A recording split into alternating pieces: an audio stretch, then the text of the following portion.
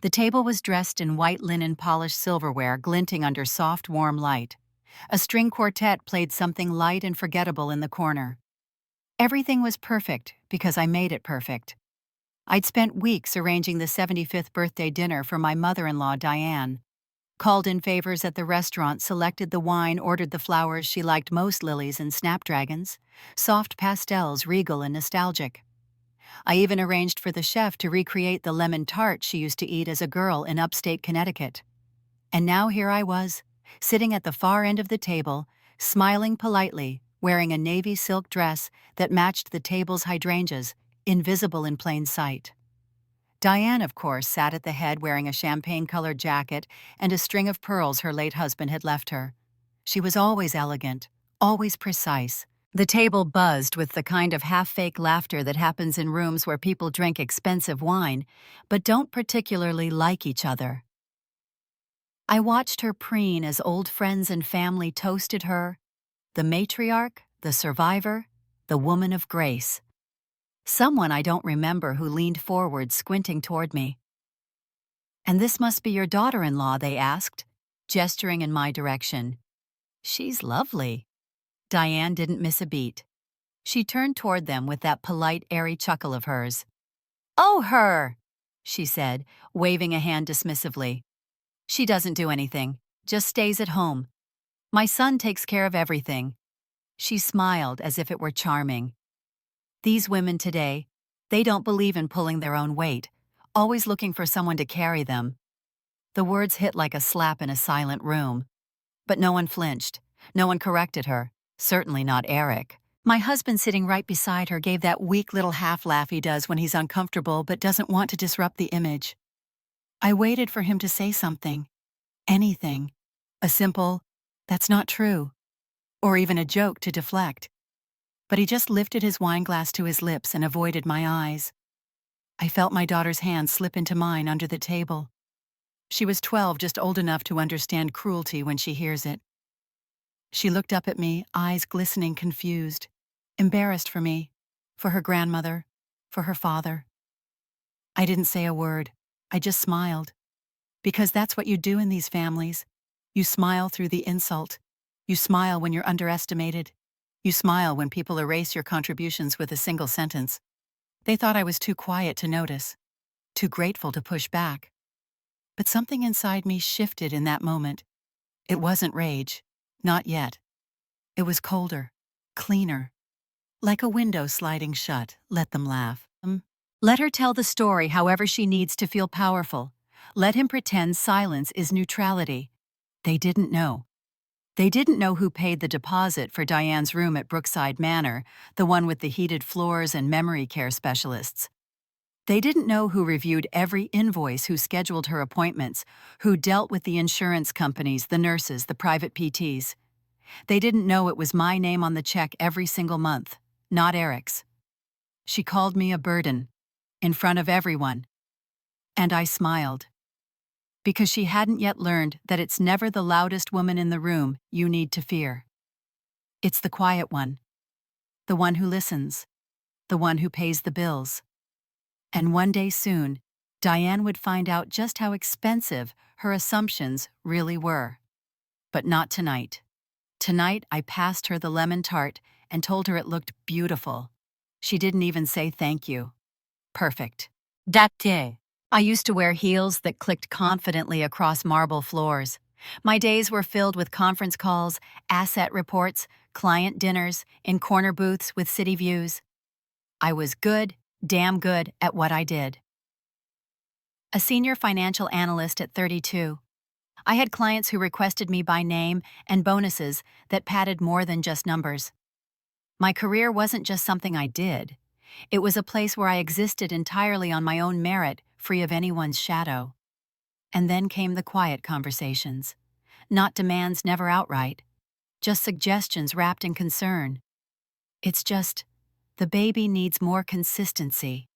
Eric had said, his voice soft, over dinner one night, after our daughter had cried herself to sleep during a tough teething week. Diane, of course, had already offered her 2 cents several times. "Ava, motherhood is full-time. I don't know how women today think they can do it all. It wasn't like they told me to quit. That would have been too obvious, too brutal. Instead, they let the guilt do the asking.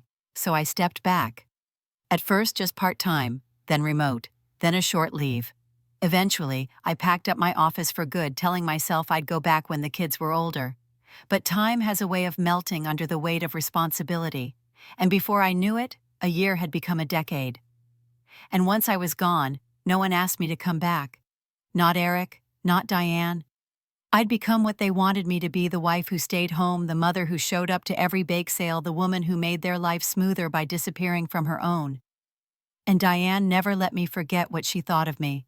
She'd hand me books wrapped in crisp tissue paper for Christmas titles like The Art of Being a Better Wife or How to Raise Polite Children Without Losing Your Mind. Always with a smile. Just something I found charming, she'd say. I used to pretend it didn't sting. I'd thank her.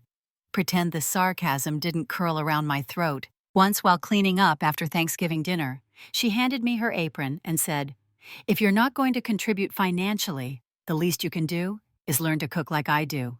Eric deserves that." Eric laughed. I didn't, but I didn't fight back. I'd grown so used to shrinking that I forgot what my full height even felt like. I told myself I did it for the children. That being present was a choice, not a surrender. That this family, messy and cruel as it sometimes was, needed me more than a paycheck ever had. What they didn't know, what they never even bothered to ask, was that I still managed the numbers. Just different ones. When Diane's early signs of memory decline became too obvious to ignore, she refused to leave her house. She'd accuse Eric of stealing her keys or hiding her purse. Once she called the police on a grocery delivery driver she thought was trying to break in. Eric panicked. He didn't know what to do. "She's still my mom," he'd say, pacing our kitchen. "I can't just put her in some place." Of course not. Not someplace. So I found Brookside Manor. Elegant, clean, state-certified memory care. A place where they called her Mrs. Lawson and treated her like she was still the woman she saw in her own mind. It wasn't cheap. Eric flinched when he saw the monthly estimate. "We'll have to dip into savings," he muttered. "And my job's been tight lately." He didn't ask me to help, didn't even think I could. But I could, and I did. When my mother passed quietly in her sleep in a cottage up north I hadn't visited in too long, she left behind an inheritance. Not enormous, but enough. Enough to cover a few years of Brookside's top-floor care unit. Enough to make sure Diane had comfort. I used it without telling anyone, not to hide it, just because I knew if I told Eric, it would become his decision. His gratitude, his control. So I set up automatic payments. Quiet, invisible ones. Invoices routed through a separate account. Tax-deductible. Smart. Seamless. And every month like clockwork the funds cleared. Not from our joint account. Not from Eric's dwindling salary. From mine. From my mother's final gift. Diane never knew. Not once did she ask how her care was funded. She just assumed her son was responsible, and by extension herself. "He's always taken care of me," she'd tell her neighbors when they visited. She never once said thank you. But I didn't do it for thanks. I did it because no one else would. Because despite everything I still believed in doing right, if not for her, then for me, for my daughter. So she would grow up knowing that kindness wasn't weakness, that silence could hold strength. Still, the cruelty chipped away at me. The dismissiveness, the condescension. It was death by 1,000 cuts, all small enough to excuse, none deep enough to confront. Until the birthday dinner, until that one final cut. The one that didn't bleed, but shattered. She called me a burden. While sitting in a restaurant I paid for, wearing clothes I ordered, eating food I chose, and not once thinking I had built any part of this. That was the moment I stopped waiting for gratitude. The moment I understood that sometimes the most dangerous thing a woman can do is remember her worth. Quiet doesn't mean powerless, kind doesn't mean blind. I had kept the lights on, kept the home running, kept her safe, without anyone ever noticing the cost. But soon they would.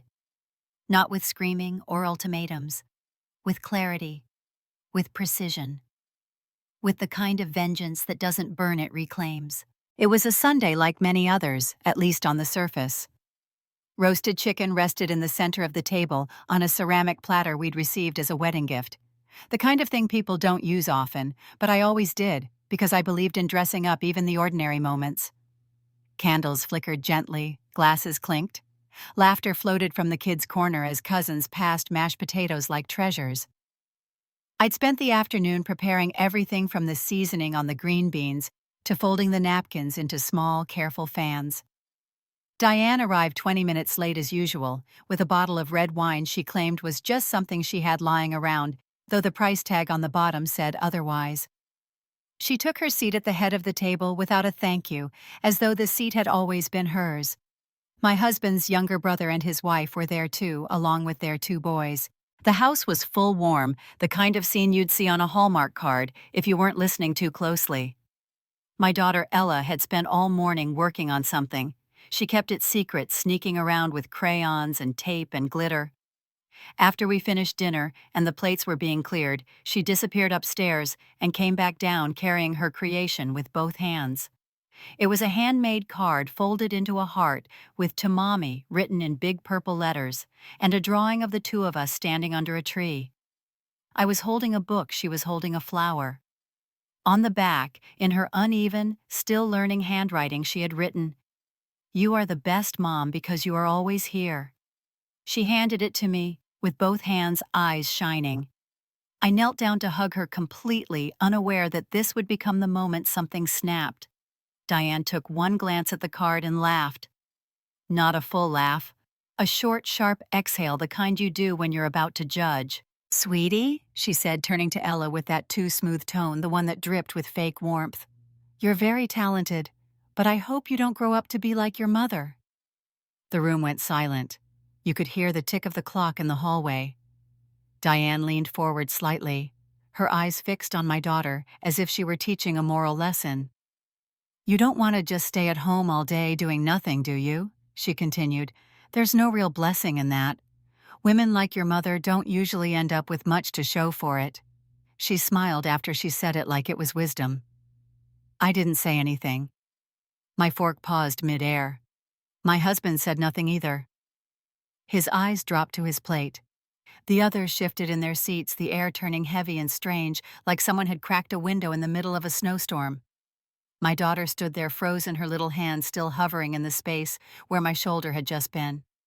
Her eyes didn't blink. She looked from Diane to me, unsure of what had just happened, but knowing somehow that it was bad. The smile she had walked in with disappeared slowly, replaced with something far more adult than a 7-year-old should carry.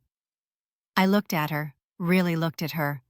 Her curls still half damp from her bath, the glitter smudge on her cheek, the soft skin of her chin beginning to tremble slightly as she processed the insult wrapped in grown-up language. It wasn't just about me. Not anymore. It was about her. And in that instant, something ancient and protected from me stirred awake. Not rage, not revenge, not yet. But something older. Something that begins with a woman watching her child get hurt and ends with the quiet vow, never again. I didn't cry. I didn't shout.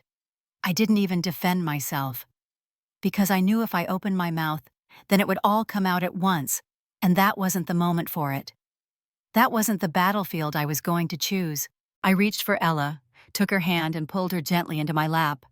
I kissed the top of her head and whispered, "This card is my favorite gift I've ever received." I felt her small body relax against me just a little. But she never looked back at Diane again. After dessert, while everyone pretended nothing had happened, because in families like ours, silence is tradition, I loaded the dishwasher by hand. I didn't ask for help. I didn't want it. My mind was elsewhere. I was running numbers. I was lining up facts. I was mentally sorting paperwork emails and payment histories. I was calculating how many months of coverage were left in Diane's care fund. I was in the truest sense preparing for war. The part that no one seemed to understand, not Eric, not Diane, not even my in-laws watching from the sidelines, was that my silence wasn't surrender.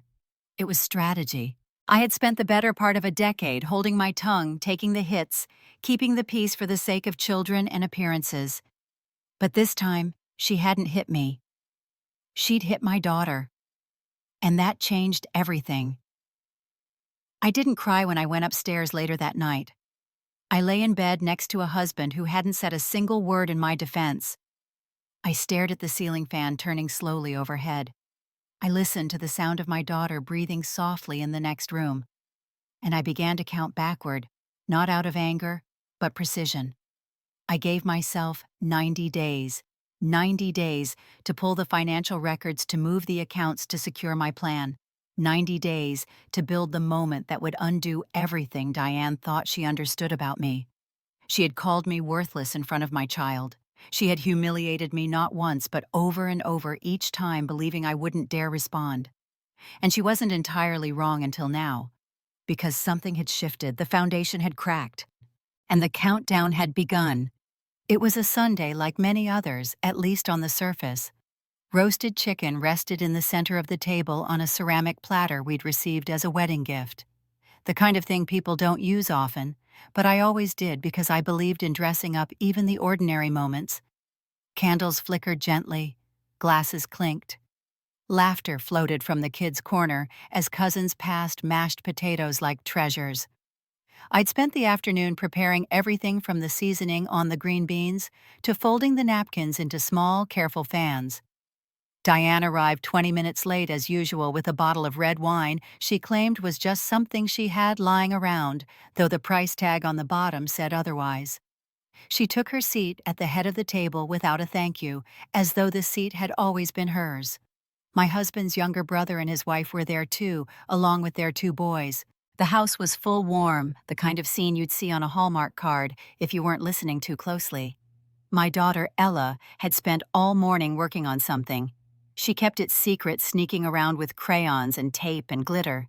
After we finished dinner and the plates were being cleared, she disappeared upstairs and came back down, carrying her creation with both hands. It was a handmade card, folded into a heart, with "To Mommy" written in big purple letters, and a drawing of the 2 of us standing under a tree. I was holding a book, she was holding a flower. On the back, in her uneven, still-learning handwriting, she had written, "You are the best mom because you are always here." She handed it to me with both hands, eyes shining. I knelt down to hug her, completely unaware that this would become the moment something snapped. Diane took one glance at the card and laughed. Not a full laugh. A short, sharp exhale, the kind you do when you're about to judge. "Sweetie," she said, turning to Ella with that too smooth tone, the one that dripped with fake warmth. "You're very talented, but I hope you don't grow up to be like your mother." The room went silent. You could hear the tick of the clock in the hallway. Diane leaned forward slightly, her eyes fixed on my daughter, as if she were teaching a moral lesson.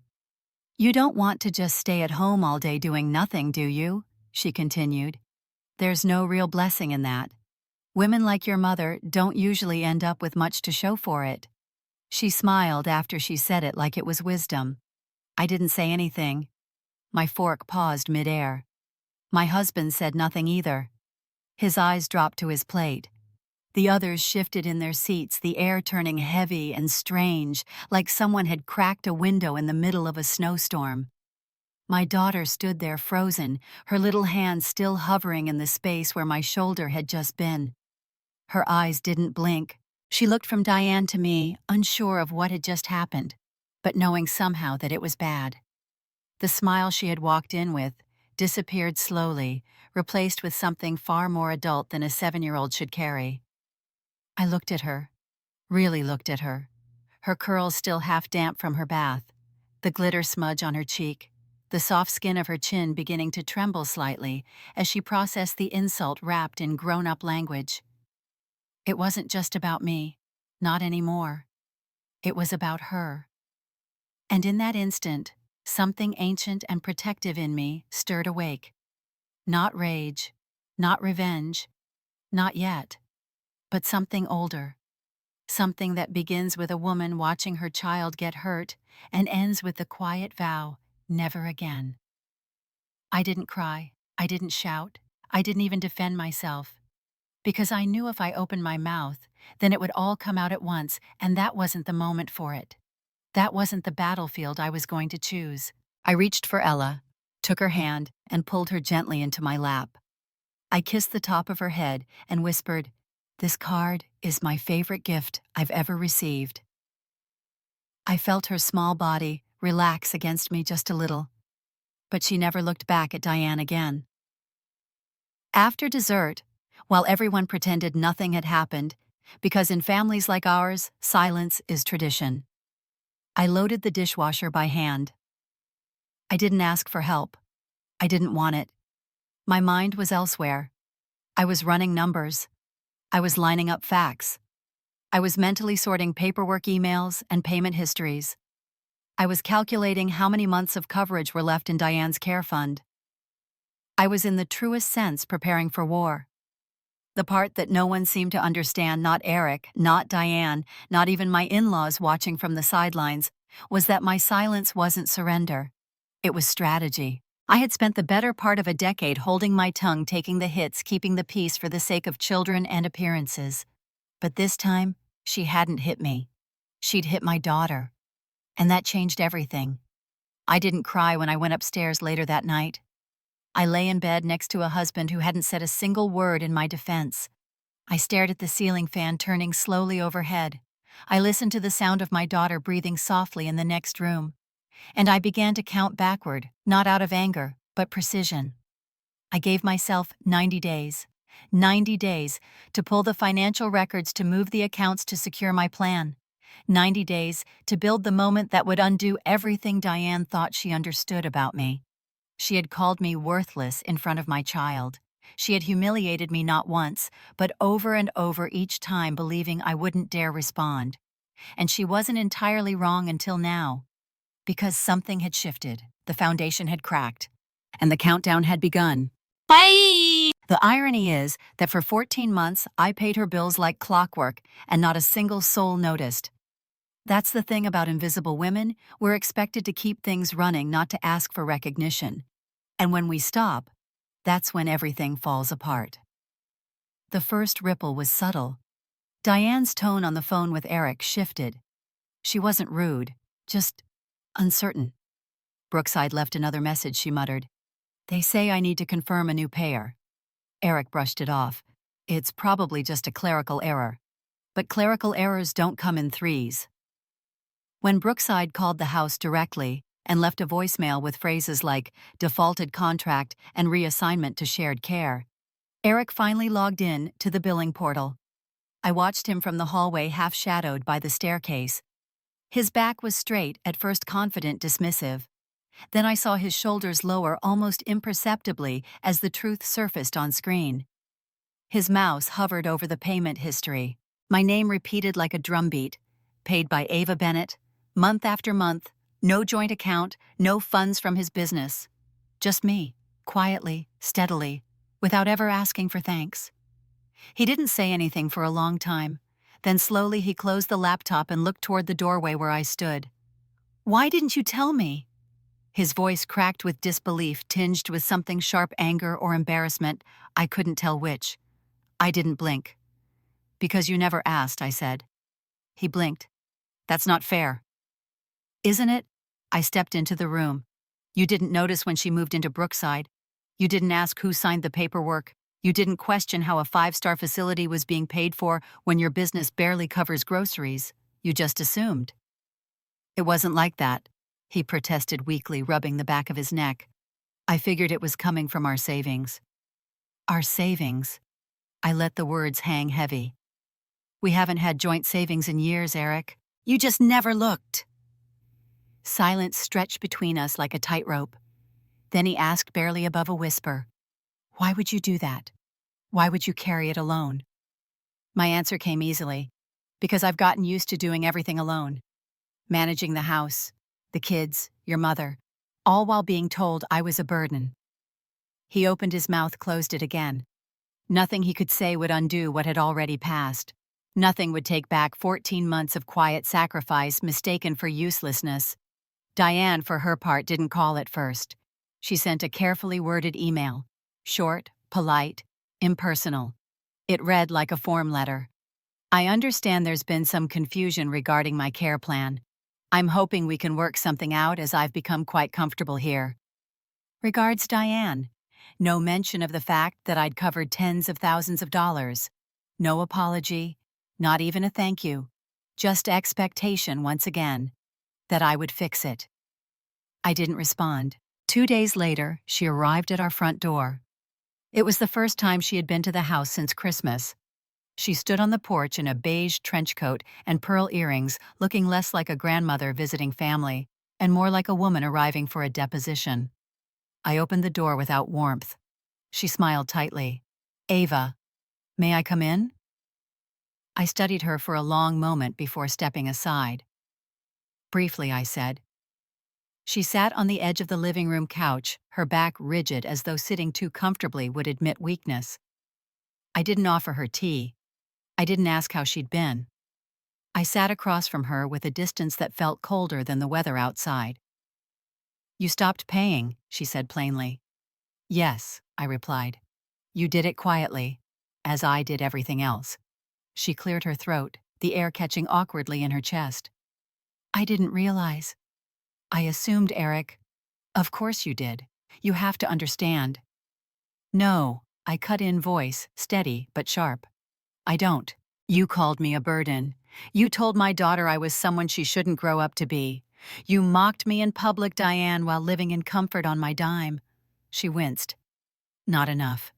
Just a flicker." "It was never personal," she said, and the absurdity of it almost made me laugh. "Not personal?" I asked. "You've been undermining me since the day I married your son. Giving me self-help books on submission, questioning my parenting, praising your son for putting up with a wife who stayed home while I silently held this family together. What part of that wasn't personal?" She didn't answer.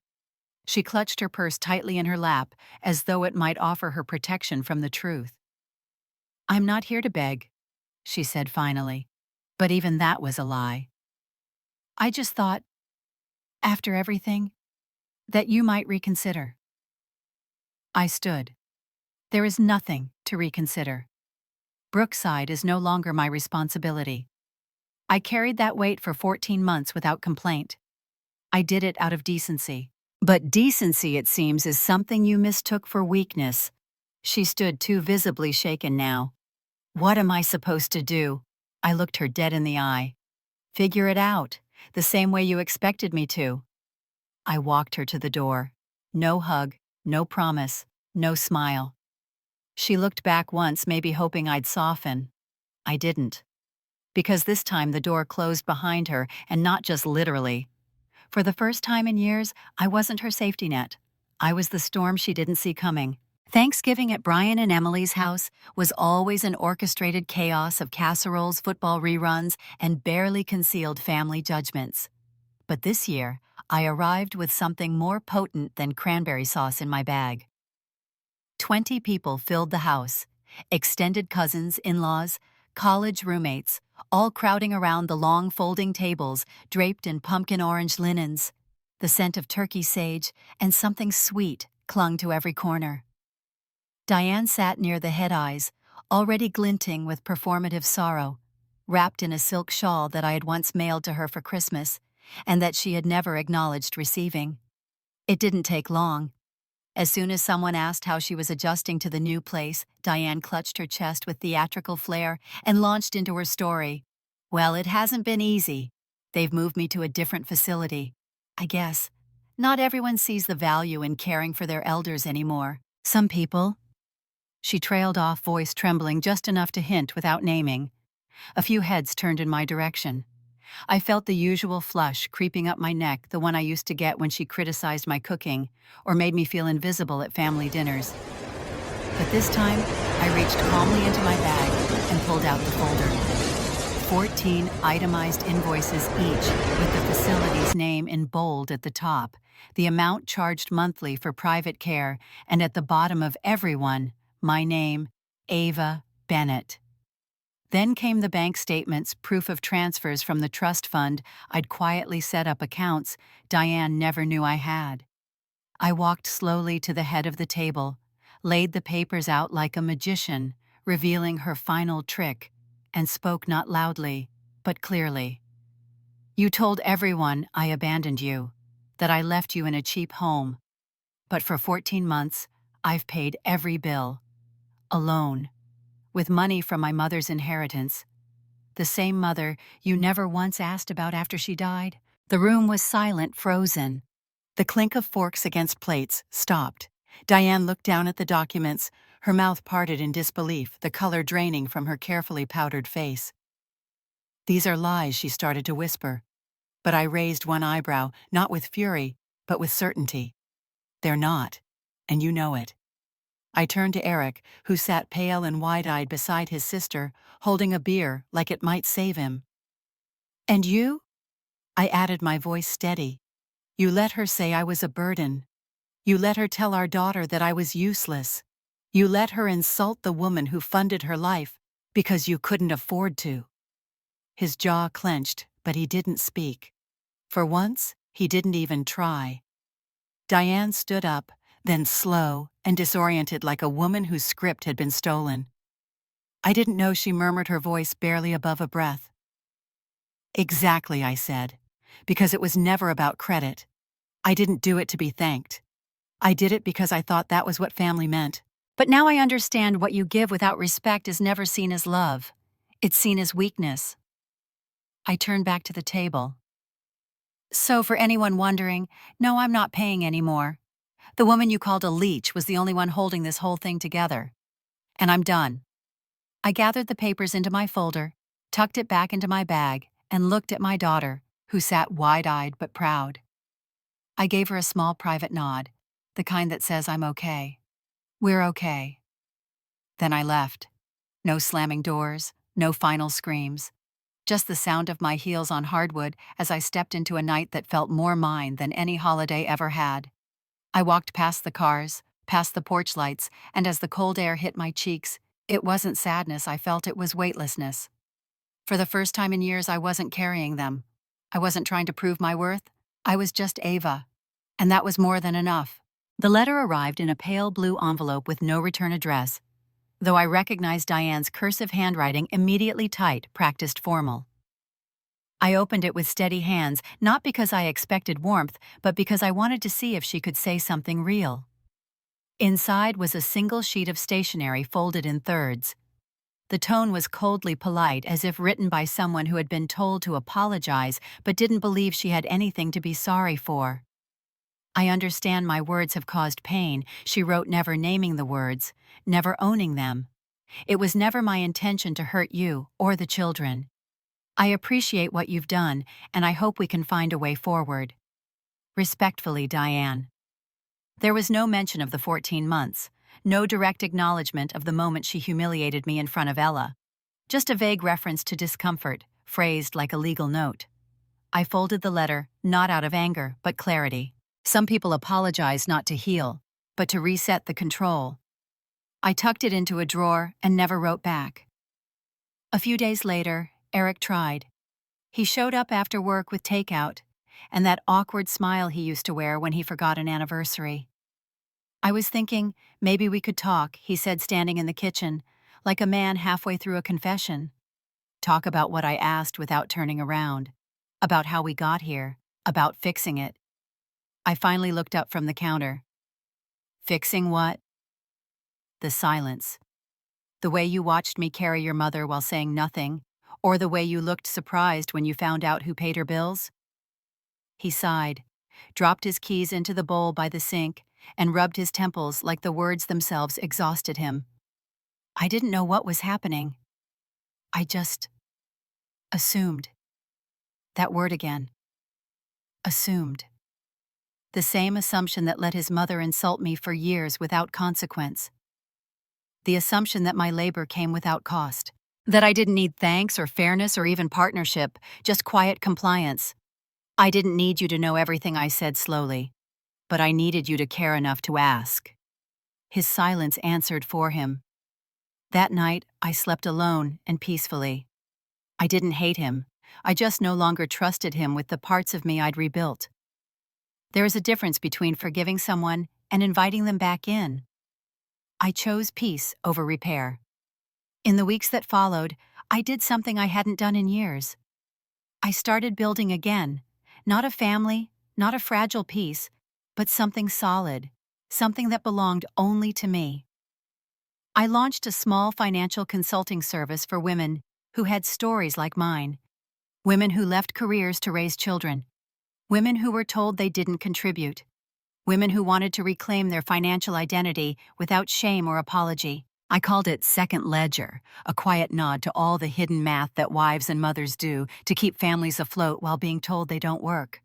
My first client was a woman named Shonda, 42, 3 kids, recently divorced. "I haven't looked at a bank statement in 10 years, she confessed during our first session. I didn't flinch. I smiled. "You're not behind. You're just starting the chapter they never wanted you to write." Word spread. Through church groups, PTA circles, book clubs, whispered between grocery aisles. The inbox filled. The waitlist grew. And for the first time in a long time, I felt seen not by a man, not by a mother-in-law, but by a community of women who knew exactly what it meant to be underestimated. One night, as I was printing out a new client packet, Ella wandered into the office in her pajamas. She sat on the edge of my desk and watched me work, her eyes soft with curiosity. "Mom," she asked, tilting her head, "why didn't you tell everyone earlier about what you were doing? About Grandma?" I paused. There was no bitterness in her voice, just the sincere wonder of a girl trying to understand why truth sometimes waits. I looked at her for a moment before answering. "Because, sweetheart," I said, "sometimes you have to give people space to reveal who they are. If I had told them, they would have denied it, pretended it wasn't true. But when you let people speak long enough, they tell on themselves. And when the truth comes out on its own, it's undeniable." She nodded slowly. A quiet smile crossed her lips, the kind that belongs to a child who knows their mother is someone worth becoming. I reached out, tucked a curl behind her ear, and kissed her forehead. She went back to bed, and I turned back to the screen, the warm glow of the desk lamp wrapping around me like a second skin. I wasn't angry anymore. I didn't need Diane to grovel. I didn't need Eric to change. I had saved a family that never once turned back to pull me from the water. But I survived. I rebuilt. And I created something from the ashes that didn't just restore me, it gave other women a way out too. That was the choice. Not bitterness, not revenge, but sovereignty. That was enough. The air was crisp with the scent of winter arriving early, one of those December mornings where the cold doesn't bite so much as it reminds you you're alive. I parked outside Brookside Manor, the same facility I once paid for without thanks, without anyone knowing. The sky was a soft gray, not heavy, just muted, like the world had turned down its volume to let something quieter speak. I hadn't been back since Diane left. After I stopped covering the payments, she was moved to a group facility on the other side of town, one less polished one she once described as a place you send people when you've run out of love. I didn't follow her there. That part of the story had ended. But her absence had left a vacancy, and that vacancy had been filled by someone new. I'd read about it through a newsletter Brookside sent out last week, something they only mailed to former sponsors and benefactors. Her name was Joyce, 78. Former schoolteacher, widowed. A small note mentioned she'd been moved into the private suite Diane had once occupied, thanks to an anonymous donation that helped her meet the minimum payment threshold. I smiled when I read it. Some would call it ironic. I didn't. I called it intentional. I walked in nodding at the receptionist, who didn't recognize me, new staff maybe. Or maybe just a reflection of how invisible I'd always been when I came here before.